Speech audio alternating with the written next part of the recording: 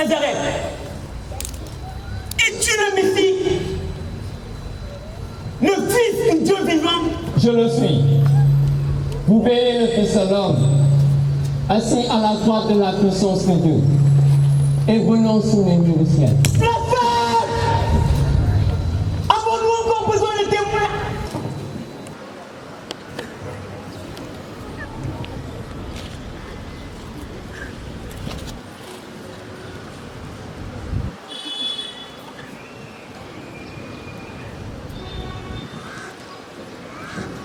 Debout! Dépêche-toi!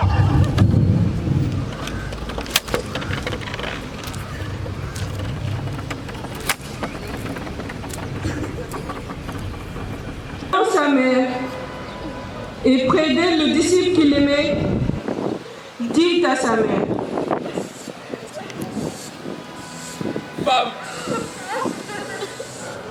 voici ton fils. oui au disciple: Voici ta mère.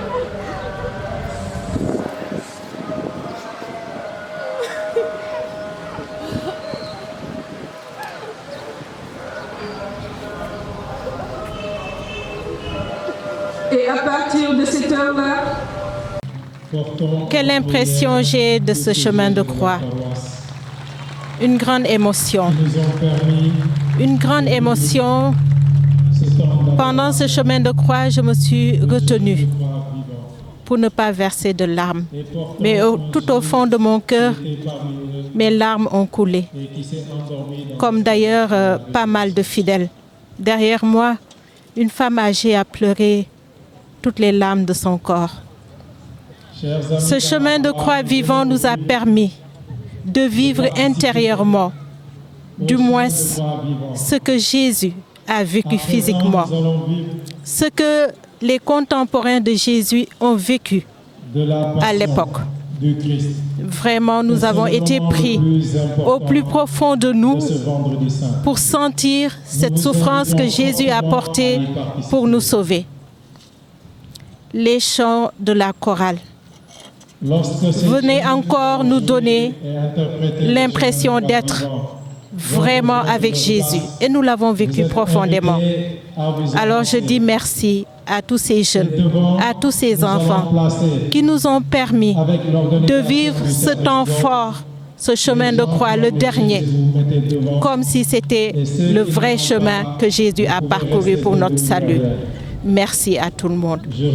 Et j'espère que cette belle célébration de chemin de croix nous fera rentrer pleinement dans la joie immense du ressuscité, parce que nous aurons vécu cette passion avec lui, pour que dimanche de la résurrection, nous puissions exulter de joie avec le ressuscité qui vient donner au monde la paix et la vie.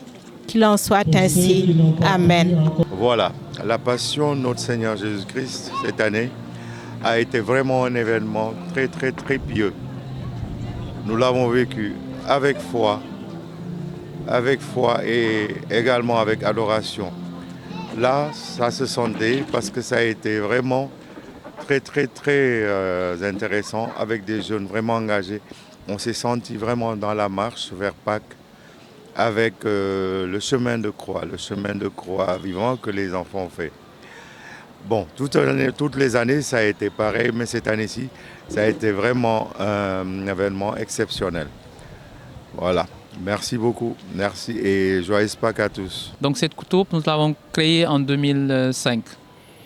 En 2005 jusqu'à ce jour, on a continué à jouer cette passion vivante tout autour de notre paroisse pour montrer un peu la vie que notre Seigneur Jésus-Christ a vécu sur terre, tout ce qu'il a traversé comme épreuve pour notre salut. Lui qui s'est donné sans se retenir.